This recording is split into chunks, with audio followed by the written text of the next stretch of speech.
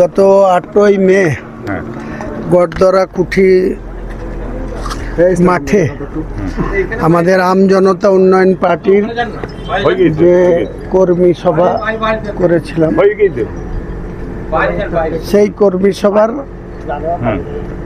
কিছু আমার ফাউল কথাবার্তা বা কিছু শক্তিপুর থানার বড়বাবু বা ওসি অতনু দাস মহাশয়ের বিরুদ্ধে কিছু ফাউল কথাবার্তা ইমোশনালি বা রেগে গিয়ে বলেছিলাম।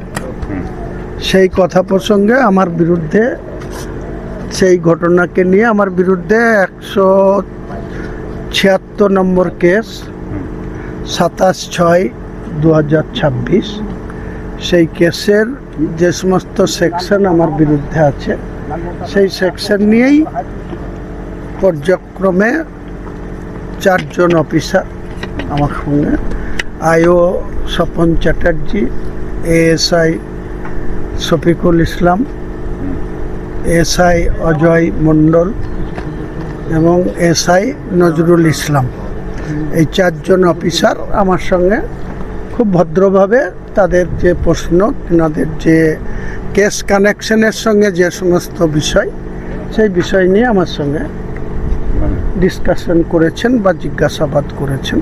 আমি যথাযথ ওনাদের প্রশ্নের উত্তর দিয়েছি। 5 ঘন্টা ধরে কি অত প্রশ্ন ছিল? 5.5 ঘন্টা সেটা তো ওনাদের যা যা জিজ্ঞাসা ছিল, যা যা প্রশ্ন ছিল এই কেস কানেকশনের সঙ্গেই সম্পর্কিত, সেই ব্যাপারে আমি যথাযথ, হ্যাঁ, কোনো অসুবিধা নেই। ওনারা ভদ্রভাবেই আমাকে প্রশ্ন করেছেন, আমি আমার সাধ্যমতো সেসব প্রশ্নের উত্তর আমি দিয়েছি।